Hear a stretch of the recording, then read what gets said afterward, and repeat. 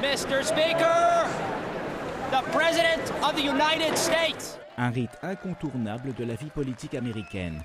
Dans son discours de l'État de l'Union prononcé devant le Congrès, Barack Obama présentait cette semaine sa vision de l'Amérique pour les années à venir.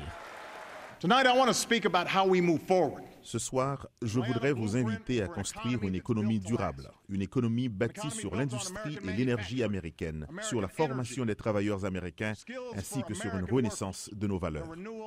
Discours programme donc pour le président américain. Et parmi ses principales propositions, avantages fiscaux pour les compagnies qui créent des emplois aux États-Unis et non à l'étranger, soutien aux énergies dites propres, fiscalité relevée pour les plus riches, le tout accompagné d'un réquisitoire sans appel contre les inégalités sociales et la pauvreté. Bien sûr, le président a également vanté ses réalisations en politique extérieure au cours de l'année écoulée, parmi celles-ci la chute du guide libyen Kadhafi, la fin de la guerre d'Irak et surtout l'assassinat d'Oussama Ben Laden.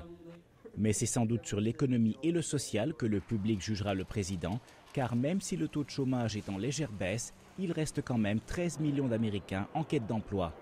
Nous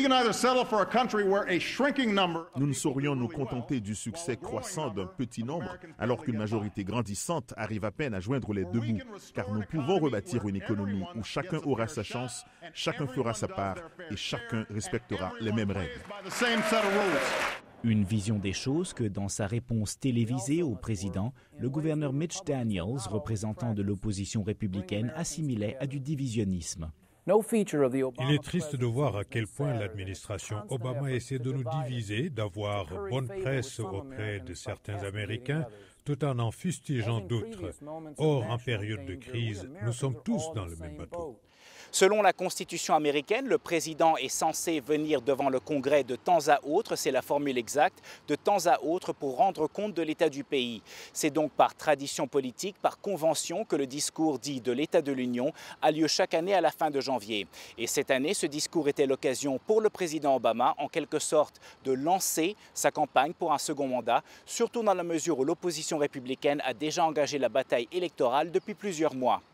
En effet, nous sommes déjà en pleine campagne pour l'investiture présidentielle républicaine. Et le vainqueur, quel qu'il soit, est certain d'attaquer le bilan, surtout économique, de Barack Obama à l'élection de novembre. L'élection présidentielle est fixée au 6 novembre. Robert Daguillard à Washington.